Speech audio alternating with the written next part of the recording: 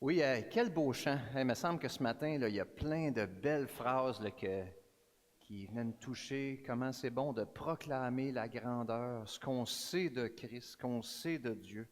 Il y a plein de choses qu'on ne sait pas, mais il y en a des choses qu'on sait, puis c'est bon de le chanter ensemble. C'est vraiment un bon temps. Est-ce que vous connaissez Jonas? Plusieurs d'entre nous, on connaît Jonas, mais pensez-vous que les Québécois standard, le moyen, les gens, là, nos voisins, tout ça, est-ce qu'ils connaissent Jonas, eux autres?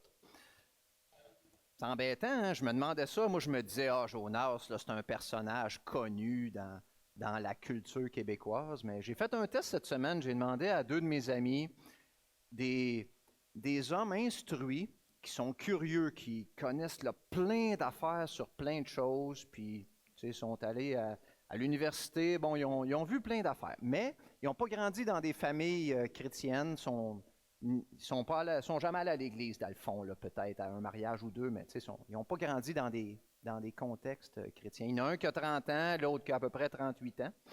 Puis là, je lui demande, Jonas. Fait que là, il me regarde, Jonas. Puis là, ils comprennent que je ne parle pas d'un chanteur d'un groupe musical rock, là, que je parle d'un probablement un personnage biblique. Fait que là, je lui ai dit, ben, le poisson, 3 jours. Ben, regarde, non. Jonas, poisson, non. Puis là, c'était pas les deux en même temps, là, c'était chacun deux tours. Fait que c'est exactement la même réponse. Là, je me dis, coudon. J'ai dit Noé. Ah oui, Noé, un bateau, les animaux qui viennent. Bon. Fait que finalement, il y a quelques références bibliques. Fait que Noé, oui, mais Jonas, rien, pas pantoute. Fait que si jamais il y en a ici qui se disent, ben, coudonc, moi, Jonas, je ne le connais pas, ben, sachez que vous n'êtes pas les seuls au Québec. Il y en a, soyez pas désemparés de ça, il n'y a pas de problème avec ça. Est-ce que Jonas, c'est un bon gars? Là, il y en a qui disent, ben oui. Il y en a d'autres qui vont dire, ben, pas tant. Ben, j'ai un scoop pour vous autres, c'est que Jonas, ben, c'est un être humain. Fait que, il a fait des bons coups, il y en avait d'autres moins bons. Puis, on peut probablement s'identifier à lui d'une façon ou d'une autre. Fait que, on peut prendre un peu de recul si on était vite à le condamner, à dire que Jonas, c'est un pas bon. Ben, c'est ça. C'est que, on peut y aller de même. Là, ce matin, la technique est un peu spéciale, mais on va. Ouais. Comme Luc l'a annoncé, on commence une série de 5 messages sur le Dieu de Jonas, un Dieu de grâce et un prophète récalcitrant. Aujourd'hui, c'est le premier, Jonas 1. Jonas, là, c'est un livre de l'Ancien Testament avant Jésus. Il y a 4 chapitres, fait qu'il va y avoir là, 5 messages. Aujourd'hui, c'est le premier, allume Jonas, dans le sens de allume Jonas, Dieu fait grâce. Fait que c'est ce qu'on va voir aujourd'hui. Puis on va y aller avec, on va commencer par le texte au complet. Si jamais il y en a qui ne savent pas trop c'était qui Jonas, ben vous allez avoir une idée de départ avec ça. Jonas 1, ça commence comme ça le livre de Jonas. La parole de l'Éternel fut adressée à Jonas, fils d'Amithaï, en ces mots. Lève-toi, va à Ninive, la grande ville, et crie contre elle, car sa méchanceté est montée jusqu'à moi. Alors Jonas se leva pour s'enfuir à Tarsis, loin de la face de l'Éternel. Il descendit à Jaffa et trouva un navire qui allait à Tarsis. Il paya le prix du transport et s'embarqua avec les gens pour aller à Tarsis, loin de la face de l'Éternel. Mais l'Éternel fit souffler un grand vent sur la mer, et il s'éleva sur la mer une grande tempête. Le navire menaçait de se briser. Les marins eurent peur, ils implorèrent chacun leur Dieu, et lancèrent dans la mer les objets qui étaient sur le navire pour s'en alléger. Jonas descendit au fond du bateau, se coucha et s'endormit profondément. Le chef d'équipage s'approcha de lui et lui dit, « Pourquoi dors-tu? Lève-toi, invoque ton Dieu. Peut-être que ce Dieu se modérera à notre égard et nous ne périrons pas. » Ils se dirent l'un à l'autre, « Venez, et tirons au sort pour connaître celui qui nous attire ce malheur. Ils tirèrent au sort, et le sort tomba sur Jonas. Alors ils lui dirent, « Explique-nous qui nous attire ce malheur. Quelles sont tes affaires et d'où viens-tu? Quel est ton pays?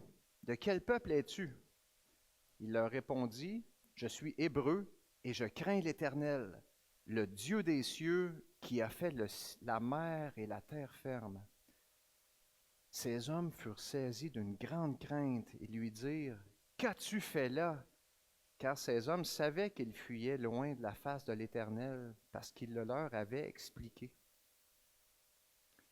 Ils lui dirent, « Que te ferons-nous pour que la mer se calme envers nous? » Car la mer était de plus en plus démontée. Il leur répondit, « Prenez-moi, jetez-moi dans la mer, et la mer se calmera envers vous. Car je sais que c'est moi qui attire sur vous cette grande tempête. » Ces hommes ramaient pour gagner la terre ferme, mais ils ne le purent, parce que la mer était toujours plus démontée contre eux. Alors ils invoquèrent l'Éternel et dirent, « Éternel, nous t'en prions, que nous ne périssions pas à cause de la vie de cet homme, et ne nous charge pas d'un sang innocent. Car toi, Éternel, tu as agi comme tu l'as voulu. » Puis ils prirent Jonas et le jetèrent dans la mer, et la fureur de la mer s'arrêta. Ces hommes furent saisis d'une grande crainte de l'Éternel. Ils offrirent un sacrifice à l'Éternel et firent des vœux. Le texte de ce matin se termine là, le chapitre 1 de Jonas.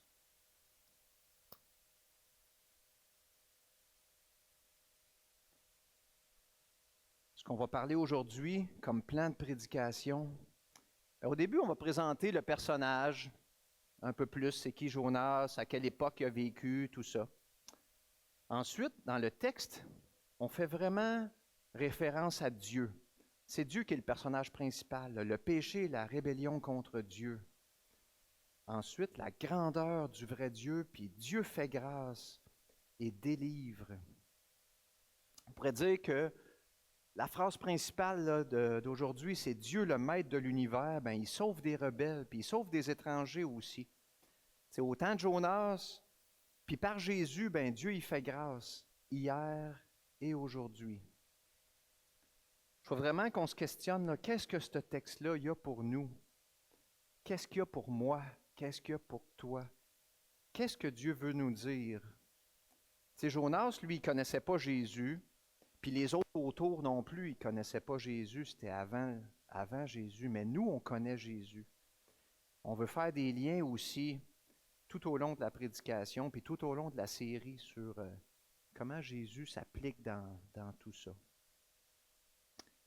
Prions avant d'aller plus loin. Oui, Seigneur, c'est vraiment ce qu'on te demande ce matin, de nous enseigner, de nous montrer ce qu'il y a pour nous, pour chacune de nos vies personnelles. Moi le premier, mais chacune des personnes qui sont ici, et chacune des personnes qui peuvent nous écouter par Internet ou autre. Oui, Seigneur, éclaire nos pensées. Guide ma bouche aussi pour que ce soit tes paroles, que ce soit toi, ton Saint-Esprit qui parle et qui enseigne l'Assemblée. Que toute cette matinée soit pour ta gloire, Seigneur. Amen. Donc, la présentation du personnage, comme je l'ai dit, Jonas, c'est un personnage de l'Ancien Testament. Ça, c'est avant Jésus. Fait qu'on pourrait faire une courte présentation de l'époque, mais là, on commence quand? Si on veut parler de avant Jésus. Bien, je me dis, on va commencer au début. Puis, on va voir Dieu en action là, dans chacune des étapes. Donc, l'histoire de l'humanité, bien là, ce ne sera pas l'histoire au complet, là, mais c'est surtout le peuple de Dieu, à travers l'humanité. C'est un bref résumé. Fait qu'au début, il y a eu la création. Dieu a créé le ciel et la terre, le premier verset de la Genèse. Au commencement, Dieu créa le ciel et la terre. Là, il y a eu Adam et Ève. Fait que ça, c'est le début. Puis ensuite, il y a eu la chute, le péché dans le monde. Adam et Ève y ont désobéi. Depuis ce temps-là, on voit qu'il y a du péché dans le monde. Au début, là, tout était parfait, tout était beau, mais ensuite, ben, ça s'est gâté un peu. Puis là, l'humanité est devenue de plus en plus rebelle. Dieu y a envoyé un déluge universel au temps de Noé, comme un 1500 ans après, vers l'année 2450, avant Jésus-Christ. Là, probablement que, surtout ceux qui me connaissent peut-être un peu moins, ils se disent peut-être, coudon, le prédicateur, là, il n'est pas au courant qu'il y a les millions d'années, puis que la Terre a 4 milliards, point 57. C'est quoi cette affaire-là, là, 4000 ans avant Jésus-Christ, puis le déluge en 2450? Ben, je veux vous dire que je suis au courant de ça, puis que jusqu'à l'âge de 33 ans, ben, je croyais ça aussi. Vraiment, le Big Bang avec une genre d'explosion, puis là, que ça a fait la Terre, le Soleil, les planètes. Là, la première cellule qui s'est faite, la vie, là, le poisson sorti de l'eau, il a poussé des pattes, le singe, l'être humain. Bon, tout ça, là, je vous aurais expliqué ça en détail. Puis dans le fond, ce que je me dis, c'est que c'est bien normal que ça nous interpelle, qu'on croit ça, parce que c'est présenté comme étant la vérité, partout, comme étant des faits. Il n'y a même pas la notion de vérité, c'est la notion de fait, puis que c'est des faits scientifiques. Mais il faut se rendre compte qu'il n'y a pas moyen de vérifier rien de tout ça. On ne peut pas expérimenter le Big Bang, on ne peut pas expérimenter le poisson qui sort de l'eau et qui pousse des pattes. Bon. Puis, tout ça, là, ça prend beaucoup de temps, ça fait super longtemps, fait que ça dépasse l'entendement aussi. Là, d'un autre côté, quand on lit la parole de Dieu, la Bible, elle nous dit que Dieu a créé le ciel et la terre avec tout ce que ça comprend, voilà à peu près 4000 ans. Voilà 6000 ans, en fait. 4000 ans avant Jésus, là, nous autres, on est comme à 2026. Après Jésus, fait que 6000 ans. Fait que ça ne fait pas ensemble. Qu'est-ce qu'on fait avec ça? Puis là, on voit bien là, que la nature est super belle, super complexe, toute la végétation, le soleil, la terre qui tourne autour du soleil avec le bon angle pour faire toutes les saisons. Tu sais, là, c'est la lune, les marées, tu sais, il y a plein de détails, là, la végétation, toutes les fleurs qui sont toutes belles, ils poussent avec leurs semences, les animaux, la main humaine qui est forte puis qui est en même temps super sensible, l'œil qui est d'une complexité incroyable. Je nomme quelques affaires, là, mais vous savez là, que la nature là, est vraiment merveilleuse. Dans mon cas, c'est en 2001, le déclic s'est fait. Hey, tout ce qui m'avait été enseigné, c'est pas vrai.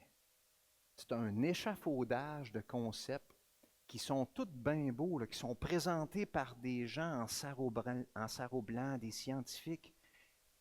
Le chaînon manquant qu'on parlait dans ce temps-là, ben, sont tous manquants, les chaînons. Il n'y a même pas de chaîne. Tu sais, ça n'arrive pas tout seul. Tu sais, les chaises bleues sur lesquelles vous êtes assis, là, il y a un designer, ils s'imbriquent l'un dans l'autre, ils s'attachent, puis ils risquent de briser bientôt, là. Mais il y a un designer pour les chaises bleues. La main, l'œil. C'est incroyable. Tu sais, fait que le déclic s'est fait que Dieu a créé tout ça. Moi, je me considère comme un scientifique. J'ai étudié en sciences. Puis, sachez que je me considère vraiment pas comme comme scientifiquement imbécile de croire que la Terre a 6000 ans. De croire que c'est Dieu qui a tout créé puis qui nous a révélé comment il a fait ça. En fait, je me considère scientifiquement lucide parce que de penser que tout s'est fait tout seul, par hasard, ça prend vraiment beaucoup de foi. Puis de penser qu'une explosion, ça fait tout ce qu'on voit, ça prend vraiment beaucoup de foi.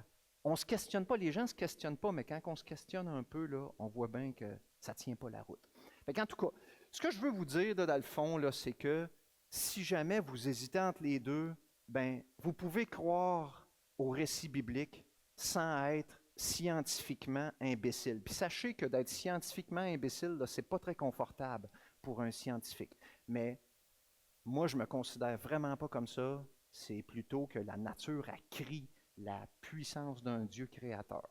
Bon, fait que vous avez cette liberté-là aussi. Puis s'il y en a là, qui se disent hey, je n'avais jamais entendu une affaire de même, bien, vous pouvez venir m'en parler. Là, il y aurait plein d'autres choses. Puis il y en a d'autres dans l'Assemblée aussi là, qui seraient très à l'aise là, à vous donner plus de détails là-dessus, sur la grandeur de la foi en Dieu créateur, comme la Bible le révèle. On a cette liberté-là. Bon, on continue. Dans notre histoire de l'humanité, donc, tout ça pour dire là, que le 4000 ans puis le 2450, c'est un peu arrondi, là, mais je crois vraiment que c'est des vrais chiffres, que c'est exact dans l'histoire vraie de l'humanité où on vit. Ensuite, après le déluge, là, les gens ils ont sorti du bateau, il était 8, là, ça s'est multiplié, puis là, il y a eu la tour de Babel. Les gens, ils voulaient faire une tour, là, le péché est encore là, les gens, puis là, ils voulaient s'approcher de Dieu, ils voulaient se faire un nom. Mais là, Dieu, il a mélangé les langues. On voit que ça a été bien mélangé hein, autour de nous. Puis, il y a eu la dispersion. Ils se sont dispersés là, dans les différents pays.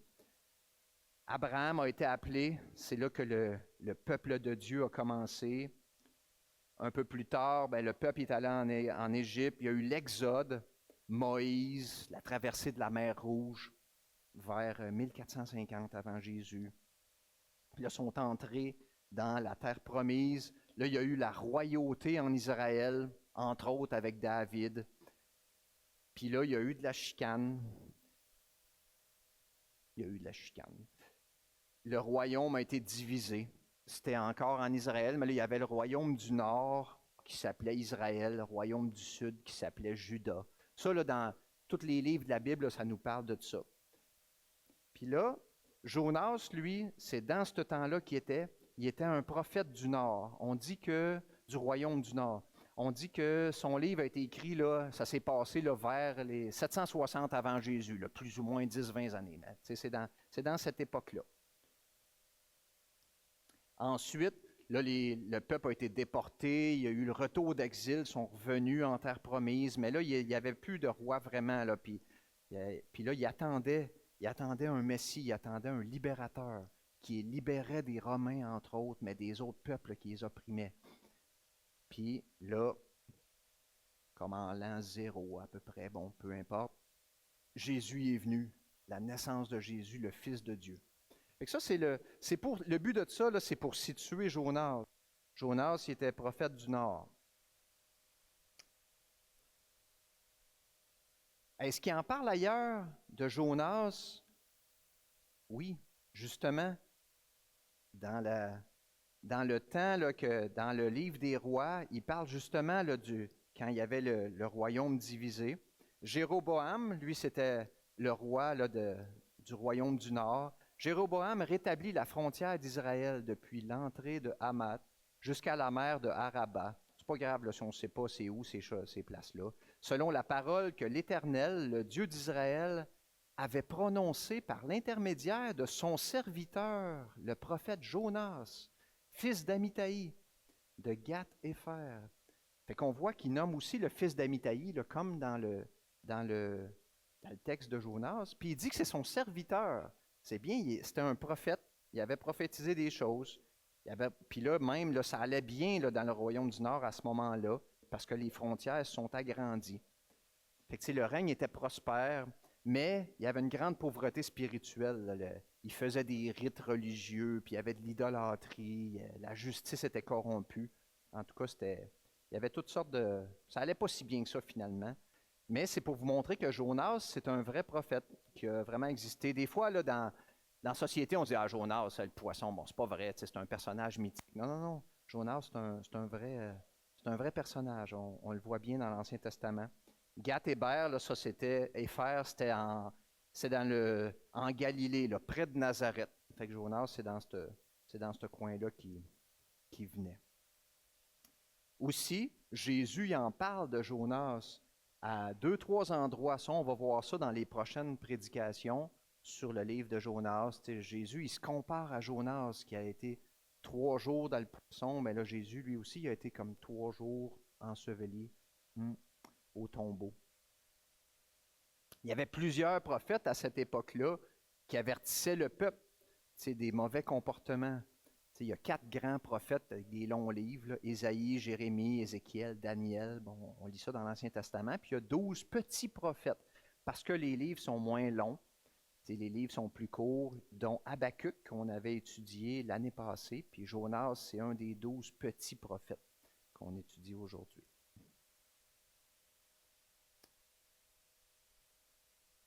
Le péché et la rébellion contre Dieu.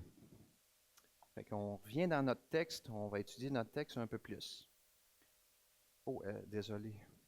Si vous voyez là, que je ne suis pas, là, il faut que je change mes diapos à 2 places, là, mais pas de problème. Dites-moi là, hey Carl, si vous voyez là, qu'il arrive un problème. La parole de l'Éternel fut adressée à Jonas, fils d'Amithaï, en ces mots-là. On revient au même texte qu'on a lu tantôt. On voit que Dieu a parlé. La parole de l'Éternel est adressée à Jonas. Dieu y agit, puis Dieu y utilise ses serviteurs. On ne sait pas exactement là, comment que Dieu s'est adressé à Jonas, mais il pourrait s'adresser à nous aussi, par le Saint-Esprit qui est en nous, qui nous interpelle. Puis par sa parole aussi, on lit sa parole qui est vivante. On peut être interpellé. Puis là, Dieu, il dit, lève-toi. Ça, c'est comme, c'est pas de se lever debout, lève-toi, mais c'est lève-toi, mets-toi en action, se mettre en marche. Le service pour Dieu, là, souvent, ça demande un effort. Si on entend « lève-toi, va à Richemont », mettons, bien, ça implique de prendre action, de faire quelque chose. Va à Ninive, bon, la grande ville. Ninive, là, c'est une ville, là, elle n'existe plus aujourd'hui, mais c'est dans le nord de l'Irak. Fait que c'est comme au nord-est là, d'Israël, à 800 km à peu près là, de où Jonas était. Bon, hey, c'est loin quand même. Des fois, on pense, une demi-journée de route, il va être rendu. Non, non, non. Puis il n'y avait pas d'auto dans ce temps-là. Là, fait que c'était assez loin.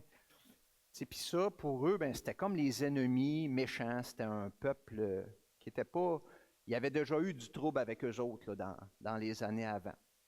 Puis là, ça nous dit là, que Dieu, il voit la méchanceté de cette ville-là. Dieu, là, il voit tout. Il voit le bien, il voit le mal. Il n'y a rien qui échappe à la connaissance de Dieu. Puis Dieu, il envoie Jonas à une ville païenne. Ce n'était pas des Juifs, là, eux autres, là, ils n'adoraient pas le vrai Dieu. Là. Dieu veut vraiment montrer, dans ce temps-là, puis à nous montrer à nous aussi, qu'il prend soin de toutes les nations. Il veut prendre soin. Puis un commentateur biblique que j'ai lu, il disait, Dieu, il voulait même agacer ou provoquer la honte puis la jalousie d'Israël parce que eux là, ils voulaient surtout pas parler de Dieu aux autres autour. Mais là, Dieu il dit, ben gars, on va en envoyer un pour leur en parler aux autres, pour aller vers eux.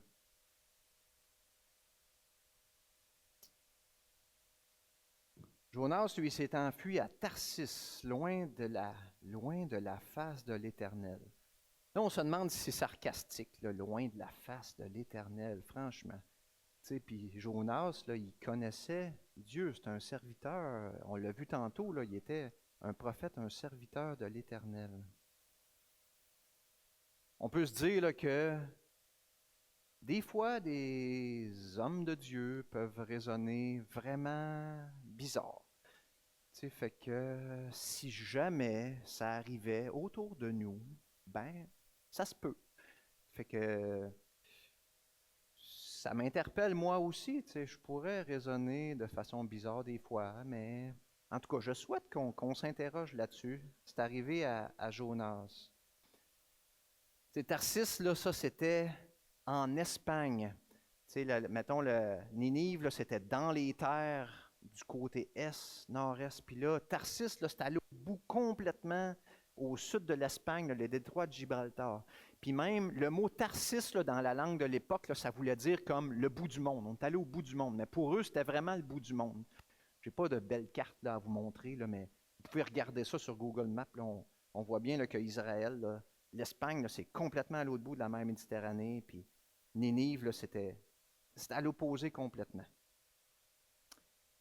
Fait que Jonas il est allé à Jaffa, ça c'est un port en Israël. Là, dans le Nouveau Testament, c'est Joppé. Puis maintenant, là, c'est Tel Aviv aujourd'hui, qui est un gros port là, en Israël. Là, il dit même qu'il est allé loin de la face de l'Éternel 2 fois. Fait que c'est pas un hasard, là. Et Dieu, il veut vraiment montrer là, le comportement stupide, ou en tout cas pas fin, stupide, c'est le bon mot, de Jonas qui est mis en évidence. On peut aussi dire que loin de la face de l'Éternel, là, il y a un sens figuré à ça. C'est pas juste loin de la face physiquement, mais c'est aussi que Jonas, là, il n'avait vraiment pas le goût de servir l'Éternel. Il n'avait pas le goût d'obéir. On ne connaît pas les raisons, en tout cas pas présentement, puis c'est pas important à ce point-ci là, du récit. Le psaume 139, dans le psaume 139, là, au début, là, ça dit Éternel, tu me connais, tu me vois quand je m'assieds, quand je me lève, les paroles que je vais dire, tu les connais déjà. Un peu plus loin, ça dit Éternel, je te loue que je suis une créature si merveilleuse, c'est toi qui m'as fait. Puis au milieu du psaume, ça dit où irai-je loin de ton esprit et où irai-je loin de ta face? Si je monte aux cieux, tu y es. Si je me couche au séjour des morts, t'y voilà. Si je prends les ailes de l'aurore et que j'aille demeurer au-delà de la mer, là aussi, ta main me conduira et ta droite me saisira. Jonas, là, il connaissait le psaume 139, là, c'est certain. Un autre passage dans Job, c'est Job qui parle. À Dieu la sagesse et la toute-puissance. Qui lui résisterait impunément? Résister à Dieu, là, il y a des conséquences.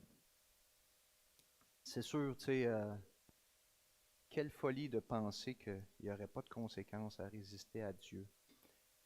Dans Exode, on lit aussi que Moïse, avant d'être vraiment en action, là, il a dit « Ah, Seigneur, envoie donc qui tu voudras envoyer. » Fait que même Moïse, il était au début, là, avant de son vrai ministère, là, ça y tentait pas trop. Fait que Jonas, c'est pas un cas unique.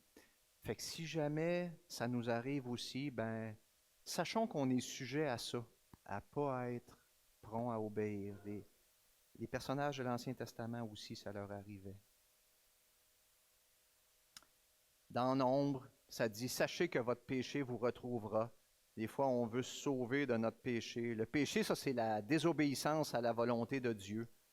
Ne pas honorer Dieu. Les péchés, là, ils ne restent jamais impunis. C'est ce que la parole nous dit.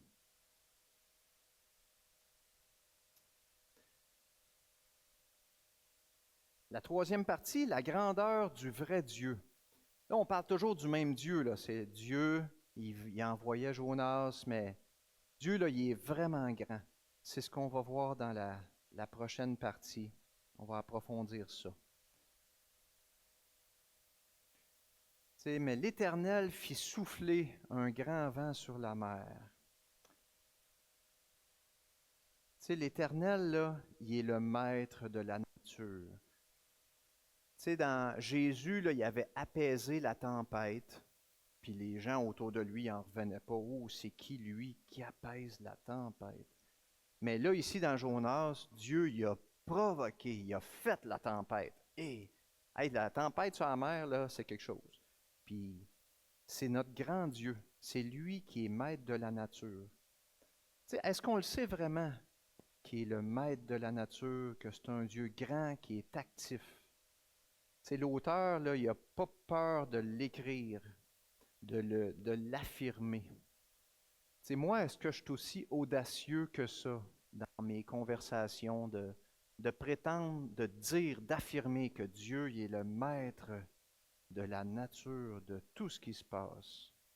J'avais déjà dit, des fois on dit, la pluie est arrivée ou la nature a envoyé de la pluie. Non, non, c'est Dieu. Dieu, il envoie la pluie. Dieu, il est maître de la nature.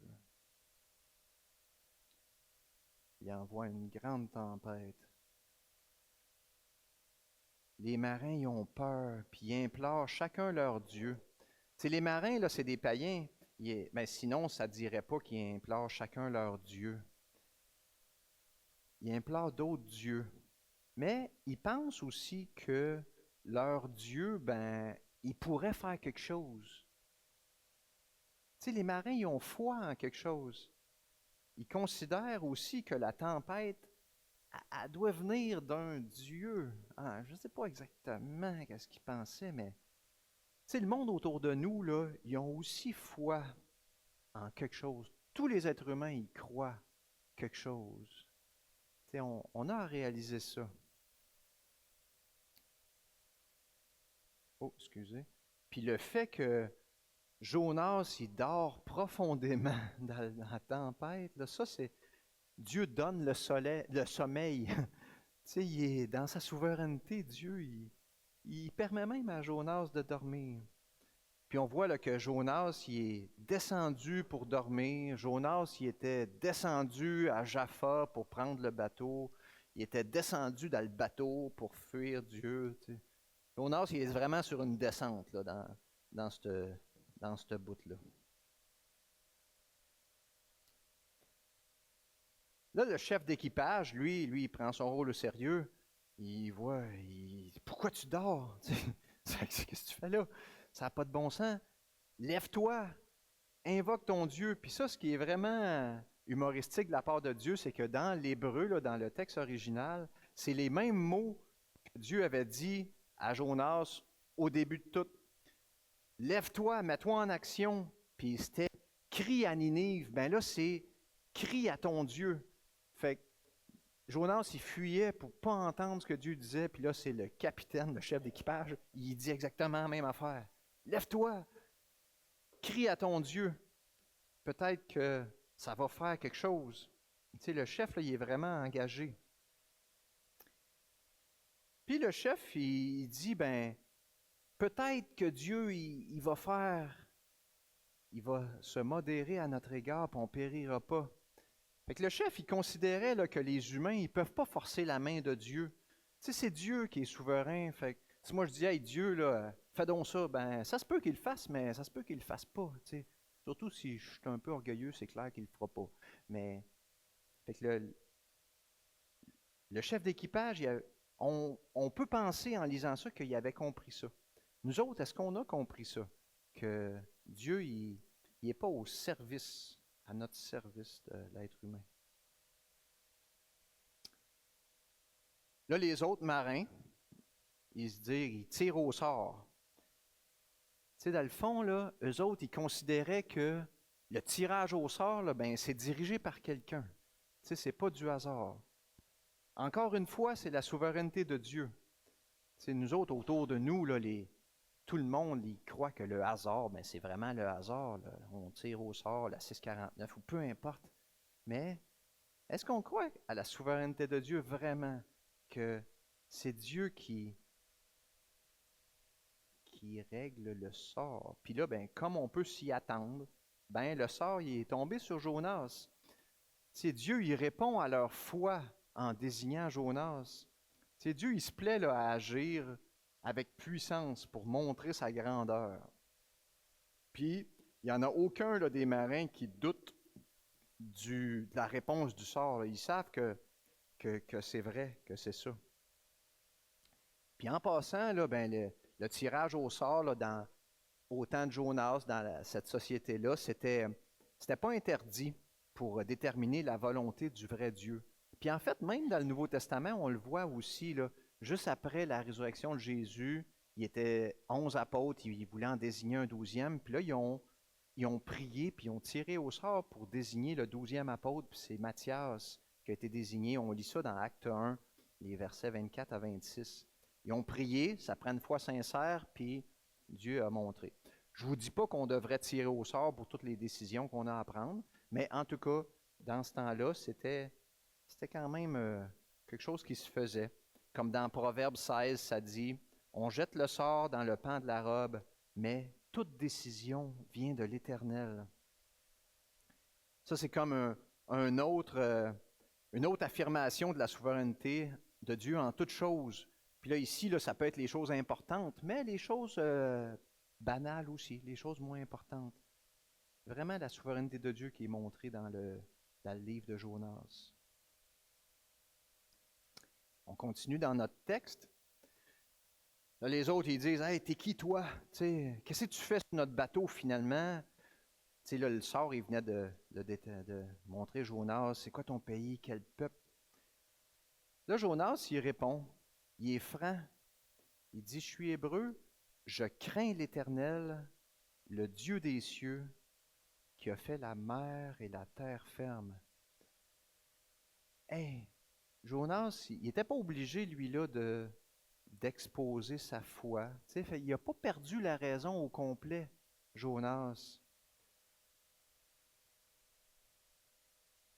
Jonas, il explique que la tempête, est vraiment causée par son Dieu, puis est causée par lui aussi.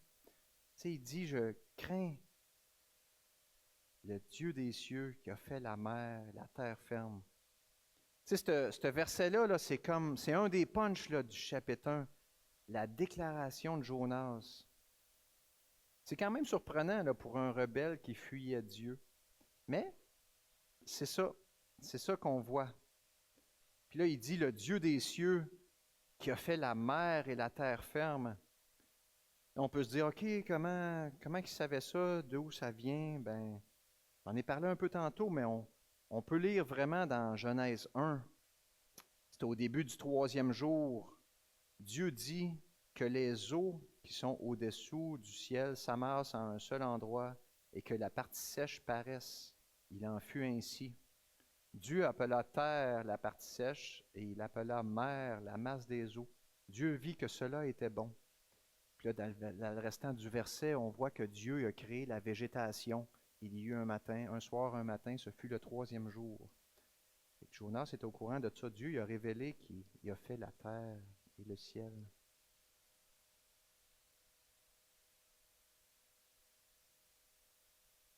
On revient à notre texte. Les hommes, ils ont été vraiment saisis d'une grande crainte. Qu'as-tu fait là? Puis là, Jonas, il eux avait expliqué qu'il fuyait loin de la face de l'Éternel. Les marins, là, ils avaient entendu parler de Dieu, mais là, ils ont vraiment craint fort. C'est un peu comme les démons. La parole de Dieu a dit, les démons, ils connaissent Dieu, mais ils en tremblent. Mais là, les marins, là, ils ont vraiment tremblé, là. Les gens autour de nous autres, dans le fond, là, ils craignent sûrement aussi Dieu. Dieu il a mis dans le cœur de l'homme la pensée de l'éternité. Même si on dit « Ah, Dieu, on s'en occupe pas trop. » Puis on voit que, en plus de sa profession de foi, là, Jonas il avait expliqué qu'il fuyait loin la face de Dieu. Il y a vraiment un mélange de raison puis de folie dans ce que Jonas vivait. Il était confus.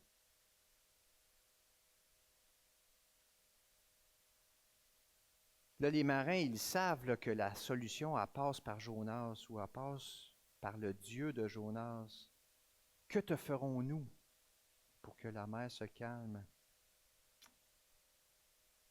Puis là, Jonas, il dit, prenez-moi, jetez-moi dans la mer. Il y a vraiment une grande lucidité, là. Mais il y a une tristesse aussi. Parce que, quand on lit ça, en tout cas, moi, quand je lis ça, je me dis, Jonas, allume, tu sais.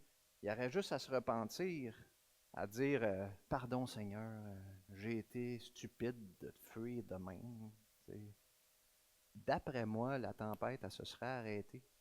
T'sais, je vais y aller à Ninive. Ben non. Il dit, jetez-moi dans l'eau. Fait qu'au lieu de se repentir, il trouve une autre solution. Il était prêt à mourir noyé plutôt que de se repentir. En fait, Ben, il serait mort noyé pareil, là, parce que là, il était pour faire naufrage. Mais bon. Mais ce qui est quand même intéressant, c'est qu'il était prêt à mourir pour sauver les autres marins. Bon, c'est un bon point.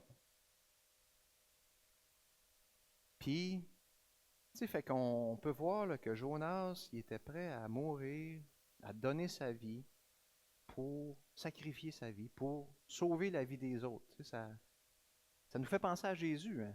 Tu sais, Jésus, il a donné sa vie. Ça va être mentionné plus dans les prochaines prédications, sûrement. Là, on voit ce que Jonas a vécu, mais c'est fort quand même. Puis là, les marins, eux autres, ils se sont mis à ramer encore plus. Dans le fond, là, les marins, ils ne voulaient pas utiliser la solution de Jonas, jeter un homme à la mer. Ils ne voulaient pas faire ça. Je ne sais pas si les marins ils se disaient repens-toi, espèce. En tout cas, mais.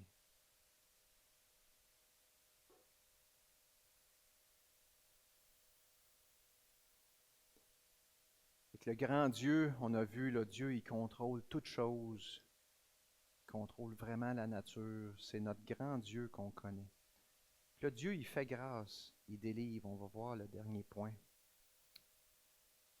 Là, les marins, ils invoquent l'Éternel. Là, ils invoquent le vrai Dieu. Ils ont vu, là, ils savent la tempête.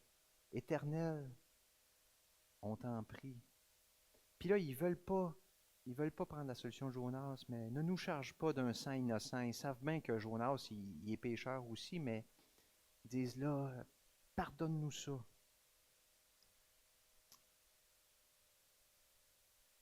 Ils valorisent la vie humaine. Les temps ont changé à cet égard-là. Il y a plein de monde autour de nous qui ne valorise pas beaucoup la vie humaine. Puis les marins, ben, ils savent que les fautes, ça a des conséquences éternelles. Puis Dieu, ben, il est conséquent. Parce que là, ils l'ont finalement jeté à l'eau, Jonas, puis la tempête s'est arrêtée. Dieu, il est vraiment au contrôle. Il fait grâce, il délivre. Il a délivré les marins de périr. Eux autres, ils priaient pour ne pas périr. C'est là où Jonas, lui, il prie pas, il se repent pas, ben les marins, eux autres, ils prient avec ferveur. En passant, là, pour Jonas, là, la seule prière efficace, ça l'aurait été la prière de repentance. C'est toutes les autres prières auraient été futiles. Si Jonas avait dit, Seigneur, s'il te plaît, je t'en prie, arrête la tempête, ça aurait été une prière stupide. Il savait lui-même que c'est parce qu'il fuyait la face de l'Éternel. Ça aurait même été insultant pour Dieu. Tu sais, dans le psaume 51, on lit « Les sacrifices agréables à Dieu, c'est un cœur brisé et contrit, qui s'en remet à Dieu, qui est honnête envers Dieu. Ô Dieu, tu ne le dédaignes pas. »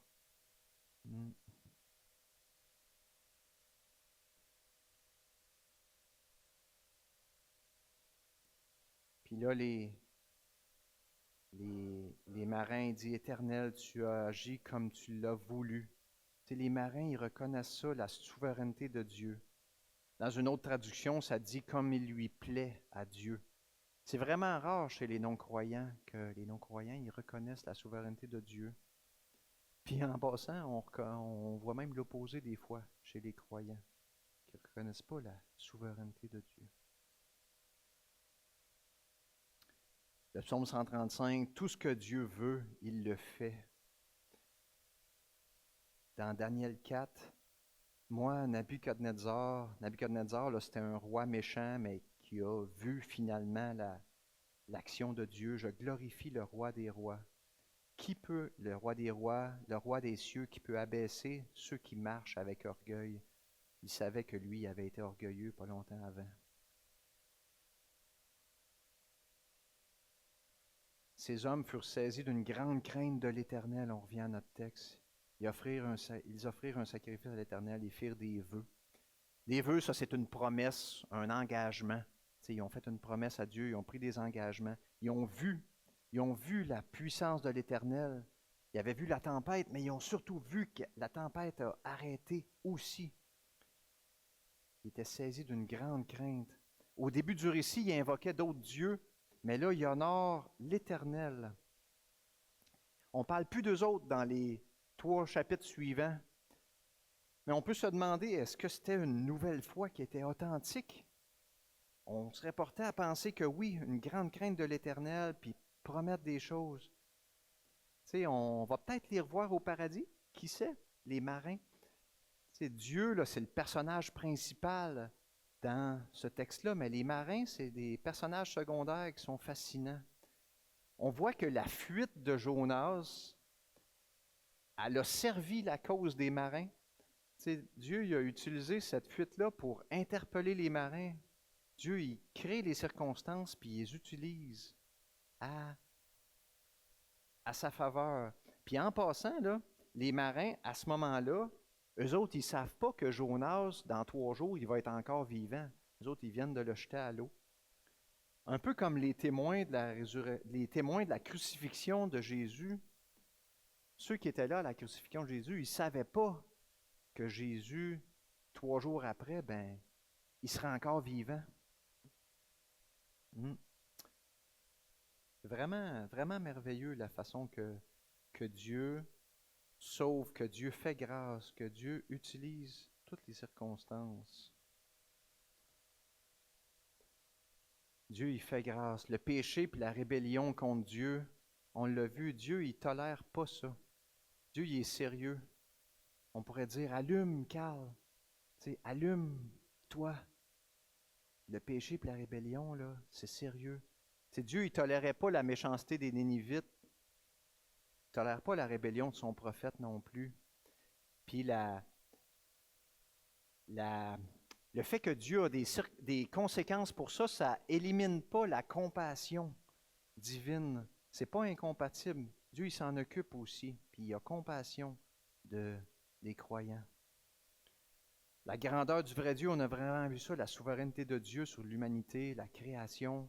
C'est lui le Tout-Puissant. Le livre de Jonas, là, il met vraiment l'accent sur Dieu, le Tout-Puissant. Que ce soit une réalité pour chacun de nous. Et aussi, le salut est offert aux nations. Dans le Nouveau Testament, là, c'est encore plus clair. Tu sais, les Juifs, ils connaissaient tout l'Ancien Testament. Jésus est venu, mais Jésus est venu pour nous autres qui sommes les nations. Le salut est offert à ceux qui ne connaissent pas encore Jésus à ce moment-là. Il y a plein de monde autour de nous là, qui ne connaissent pas encore Jésus. Et Dieu y répond favorablement à la repentance humble puis à la prière fervente. C'est toi qui écoutes quiconque. Est-ce que ça s'applique? Est-ce que tu reconnais ta faute, la faute de vivre sans Dieu, de chercher Dieu, de chercher Jésus, un peu comme les marins ont fait? Jonas aussi, il était dans la faute, mais il honorait quand même Dieu, il a quand même déclaré sa foi. Comment ça s'applique à nous, ça? Comment ça s'applique à toi qui écoutes ça ce matin? La suite à venir dans les prochaines prédications. En passant, là, on sait que Jonas, il y a un poisson qui va le ramasser, c'est le verset suivant, mais ça, c'est à suivre dans les prochaines prédications. Prions. Oui, Seigneur, tu es un grand Dieu qui sauve, tu es un grand Dieu qui fait grâce, qui prend soin. Merci pour le texte de Jonas. Merci d'avoir permis que ce texte soit dans la parole de Dieu. C'est toi qui parles, c'est toi qui nous interpelles. Je prie de toucher le cœur de chacune des personnes ici présentes, de nous montrer ce que tu veux de nous montrer à quoi tu nous appelles. Lève-toi et crie ta foi. Et que nos vies soient pour ta gloire, Seigneur. Amen.